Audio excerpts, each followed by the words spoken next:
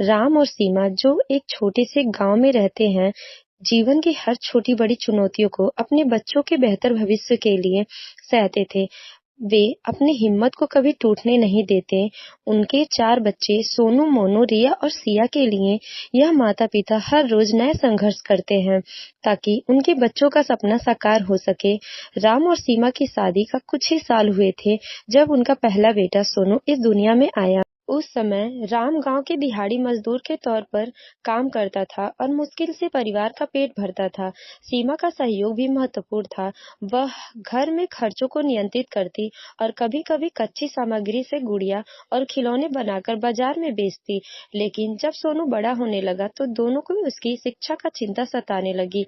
उस छोटे से गांव में केवल एक सरकारी स्कूल था और वहां भी फीस, किताबों और यूनिफॉर्म के लिए पैसे की जरूरत होती थी। एक दिन जब सोनू की पहली कक्षा में नामांकन का वक्त आया, तो राम और सीमा ने कुछ पैसे उधार लेकर उसका नामांकन करवाया। उस दिन दोनों के चेहरे पर गर्व था, मानो उन्होंने कोई बड़ी लड़ाई जीत ली हो।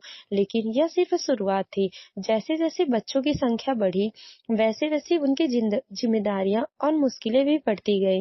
अब राम और सीमा के 4 बच्चे थे और हर बच्चे की जरूरतें और इच्छाएं थी। जहाँ राम खेतों में दिन भर मेहनत करता, वहीं सीमा ने घर पर ही सिलाई का काम शुरू कर दिया था। कभी-कभी वो अपने बच्चों के लिए पुराने कपड़ों से नए कपड़े बनाती और रात में थोड़ी-थोड़ी बचत करती। राम और सीमा के लिए जीवन का हर एक दिन एक नया संघर्ष था। एक बार सोनू बीमार पड़ गया था। इलाज के लिए पैसे न होने के कारण सीमा ने अपने एकमात्र नथनी बेच दी ताकि सोनू का इलाज हो सके। सोनू ने गहरे दुख के साथ यह दृश्य देखा पर कुछ नहीं कर सका। उनके त्याग ने सोनू पर गहरा असर डाला और उसने ठान लिया कि वह अपने माता-पिता को गरीबी से बाहर निकालेगा। सोनू और मोनू जब बड़े होने लगे तो उन्होंने अपनी पढ़ाई के प्रति लगन और मेहनत को और बढ़ा दिया। वे समझ चुके थे कि उनके माता-पिता ने उनके लिए कितनी कुर्बानियां दी है। दोनों भाई ने आपस में एक संकल्प लिया कि वे एक दिन अपने माता-पिता के संघर्ष का फल देंगे। रिया भी पढ़ाई में अच्छी थी, पर जब उसे लगता कि माता-पिता पर ज्यादा बोझ है, तो वह खुद ट्यूशन पढ़ाना शुरू कर दिया ताकि परिवार की आर्थिक स्थिति में मदद कर सके। वहीं सिया भी अपने भाई बहनों की तरह संघर्षशील थी। उसने गांव की एक प्राथमिक पाठशाला में बच्चों को पढ़ाने का काम किया ताकि अपनी पढ़ाई के खर्चे खुद संभाल सके।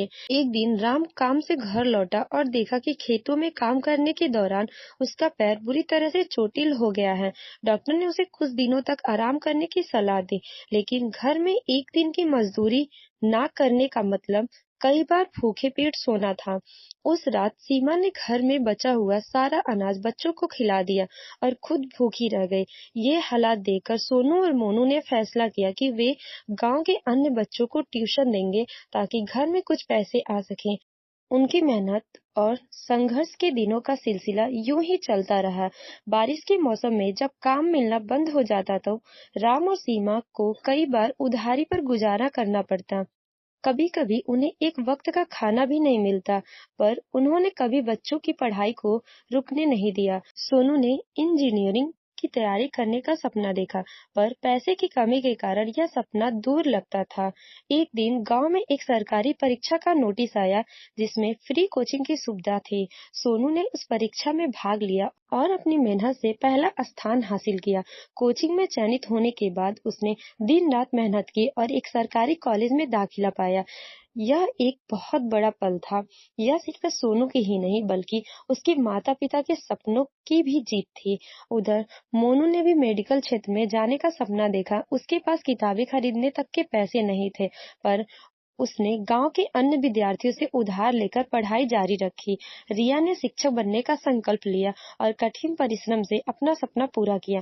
वहीं सिया ने एक सरकारी परीक्षा पास करके गांव की सबसे पहली सरकारी अधिकारी बनने का सपना साकार किया।